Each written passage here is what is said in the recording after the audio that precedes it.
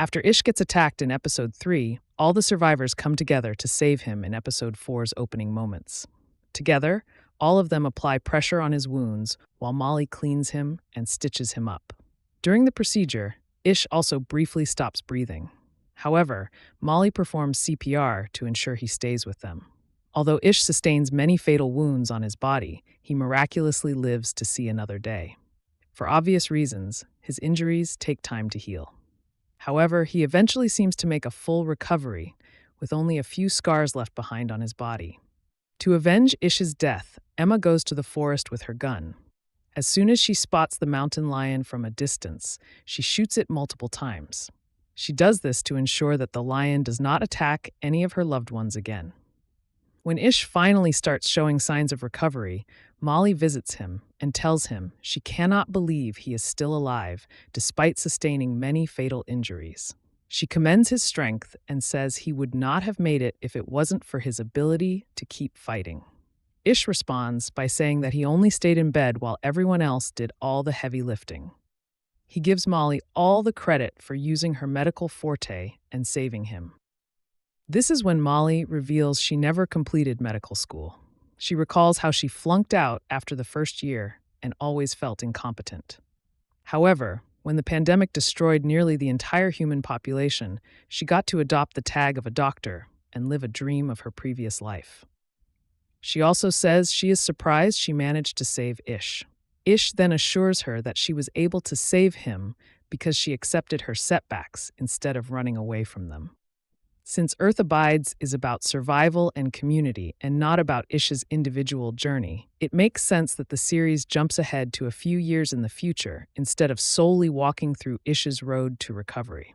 After its first arc, Earth Abides moves to a timeline where Ish has almost made a full recovery, and the survivor community is up and thriving again. Many younger members of the community also grow up and become direct contributors to the community. Although Ish and Emma's responsibilities as parents are reduced significantly, they still work hard to ensure humanity's survival. After growing up in the survivor community, 2 younger survivors, who were born after the pandemic, decide to set out on a trip. Since they are old enough to look after themselves, their parents do not hold them back from exploring the world and learning more about it. One of the 2 leaving survivors is Emma's daughter. Owing to this, Emma worries whether she will be able to keep herself safe in the outside world. Her daughter assures her that she has taught her enough skills to be able to keep herself safe and survive in the world beyond the boundaries of their protected home.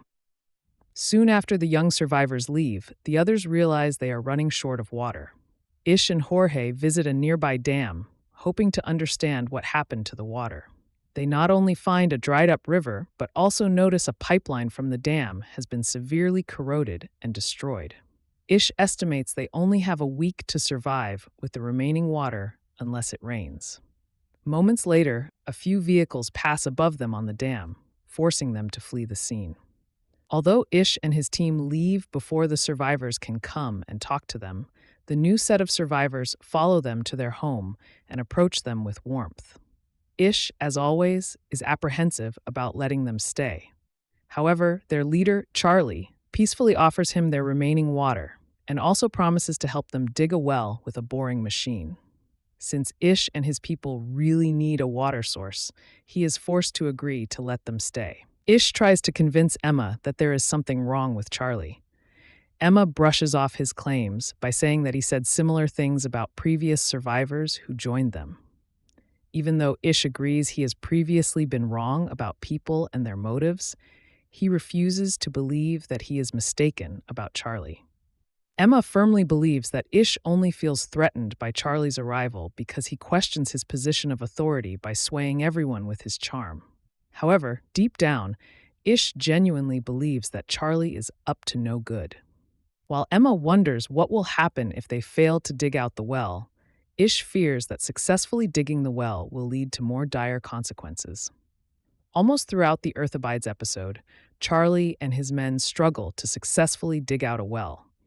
However, just when everyone starts losing hope, a fountain of water splashes out of the ground, revealing the exact spot where they must set up their well.